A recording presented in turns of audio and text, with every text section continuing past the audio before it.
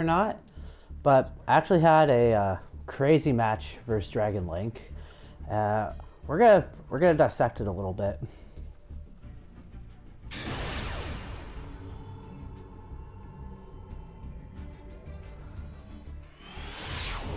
So I was playing Spright, and as I mentioned, my opponent's on Dragon Link.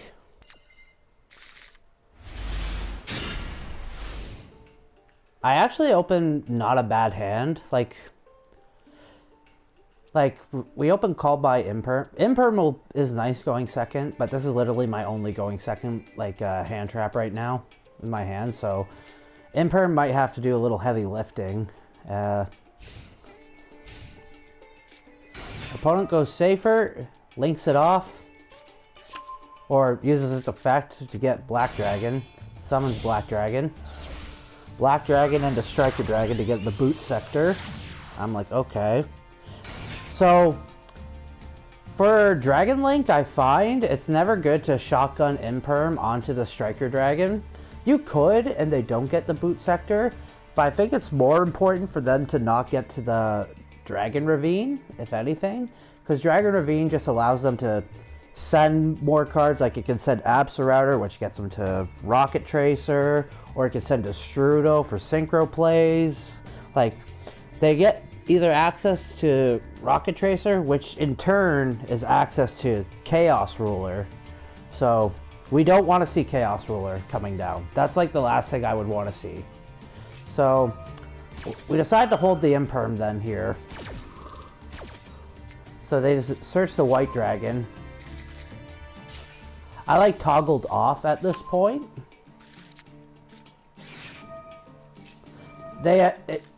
I'm unlucky in this sense because they hard drew the Dragon Ravine, which is like okay, great. So I'm trying to think of what to Imperm here.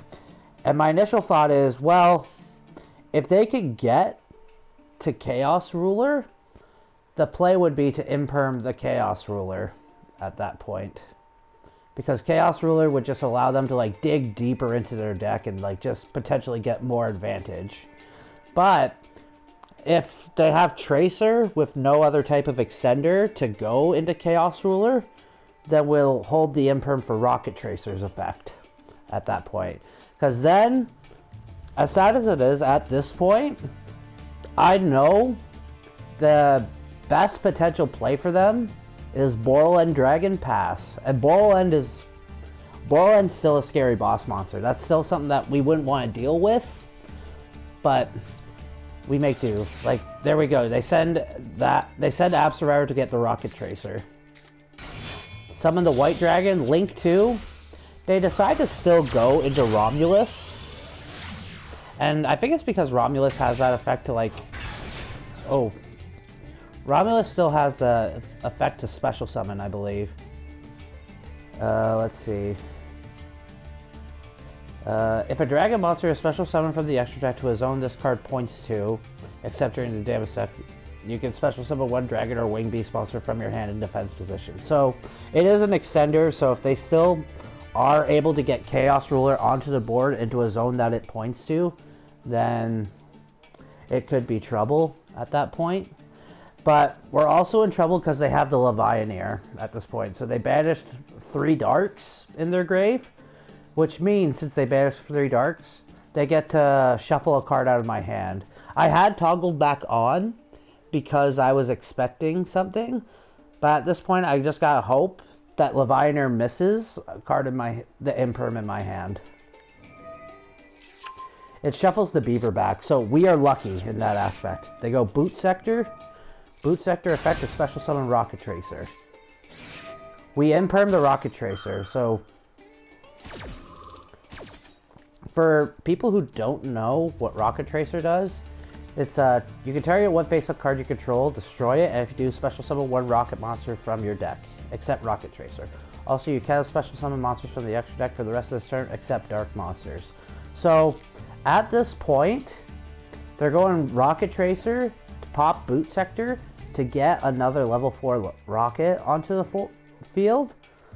So then they could summon Chaos Ruler, dig into their deck, and get potentially more advantage. So right now, Imperm on Rocket Tracer is our best possible bet. But they still have access to Borland at this point, which is not good for us. And since you can only use Rocket Tracer's effect once per turn, we have burned that. They go Pitsy. So, Pitsy's effect... So this is how they go into Borland here. Is, you cannot special summon monsters except dragon monsters. During your main phase, you can target one of your dragon monsters that is banished or in your graveyard, special summon it to a zone that 2 or more link monsters points to. So, like, you see this little arrow here? That arrow has to be pointing to something else that has an arrow pointing to it, and then it can special summon, like, a dragon that is banished or special summoned at that point. So they link these off into Triple Burst Dragon. Triple Burst Dragon, its effect doesn't really matter. It's a good card. What's really good about it is like that down pointing arrow. So now like Triple Burst and Pitsy like are both pointing to something. So now they can special summon a dragon that is banished or in the grave. So more than likely what they would do is they'd probably bring back Safer, or even Black Metal Dragon could be good because like, or they could just bring back Tracer. It doesn't really matter what they bring back. Because at this point, like, they just have to go... Oh, they bring back Romulus. Well, they bring back Romulus. So they have, like, the Link 5. Okay, here's the Borland. So, Borland is pretty terrifying. So this is what Borland is. Cannot be destroyed by battle or card effects. Also, neither player can target this card with monster effects. This card can attack all monsters your opponent controls once each quick. And it has a quick effect where it can target one effect monster on the field and one rocket monster in the graveyard. Negate the effects of that monster on the field, and if you do, special summon that other monster from your graveyard. Your opponent cannot activate cards or effects in response to this effect's activation. You can only use this effect of Borland Dragon once per turn. So I'm like thinking in my head, how do we out this at this point? What's our top deck? Our top deck is Kashtira Fenrir. This is probably the best thing we could have top deck here. Aside from like an Imperm to like negate the Borland.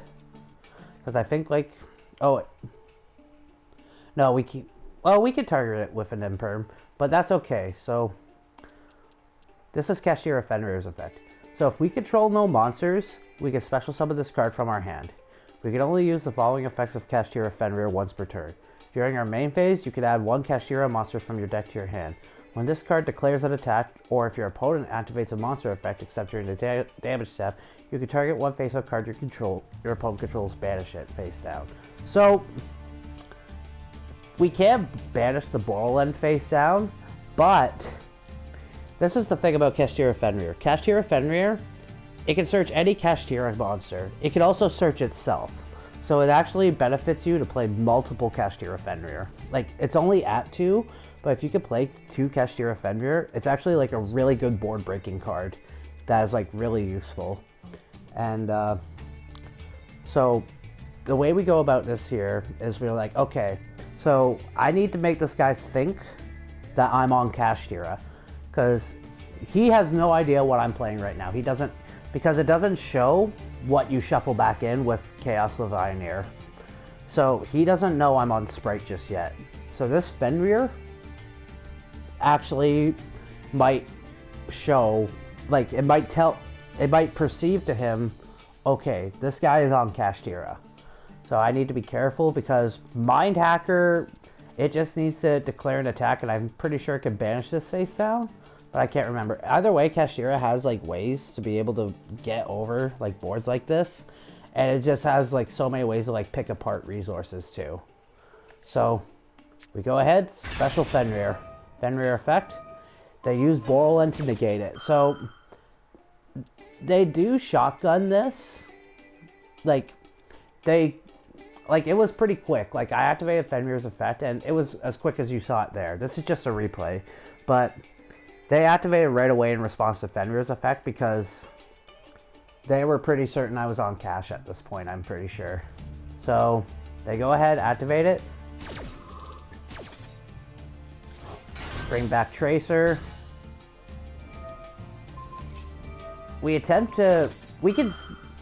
So even though Fenrir's effect is negated at this point by Borland, we could still attempt to activate it. It's just it would be negated. So we attempt to activate it to like bait the Rocket Tracer to activate its effect.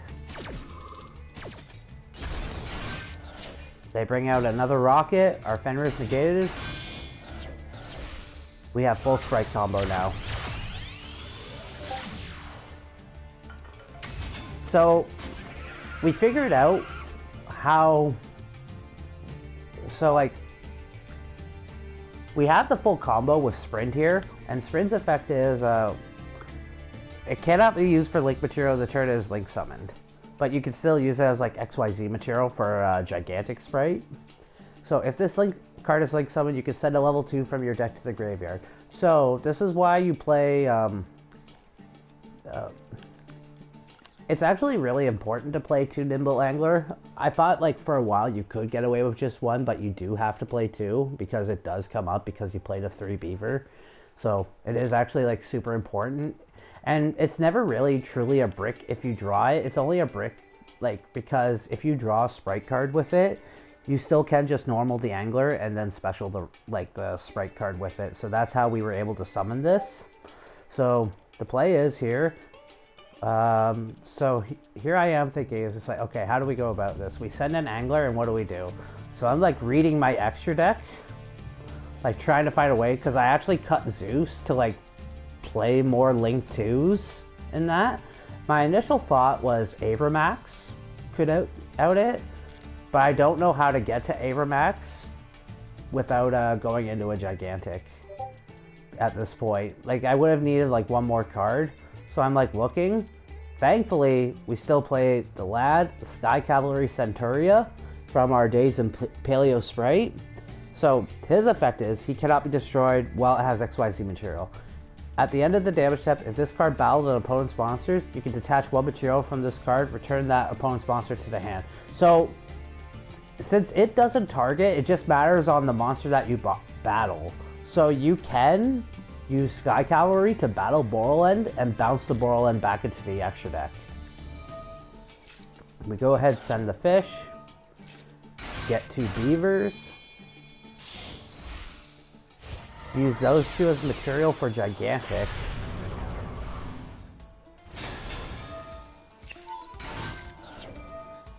We go blue, get Jet. We get Jet. We get Double Cross just in case like they're able to conjure up something, because Double Cross could like actually help us by like taking away. If it turned out that I wouldn't be able to out Borland with Sky Cavalry, because I'm going to be honest, I wasn't 100% sure at this point. We at least had Double Cross to do that, because we could attach Borland to a rank 2 we control in Gigantic, or we could put it to a zone that our Link monster points to and stuff. But I mostly wanted it to like attach the Borland to something I controlled. So that's why we had the Double Cross there. Alright.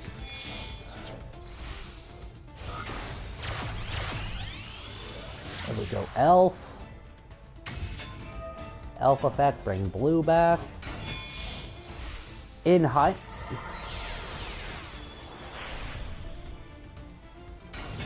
hindsight, okay, in hindsight, what you should have done as me is you should have targeted like red or like one of the waters here, because I don't think I know what this last card is here in hand.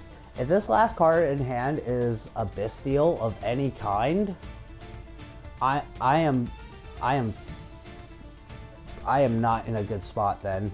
But if it's a Bestial of any kind, I'd imagine like they could also like just summon it with like here as well, because like this is the like one of the only decks that Bestials are still really good in, because there's just so much engine at that point. So we have Sky Cavalry on a wing and a prayer. Sky Cavalry effect, bounce Borland. It does in fact work.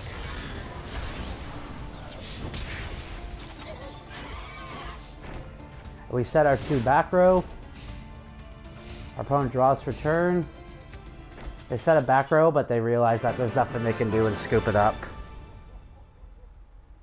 Was actually like really interesting thought process that took me to get there, where I was like, oh, I can break this board and I can like diminish their resources and that. Actually, like a really fun game against Dragon Link.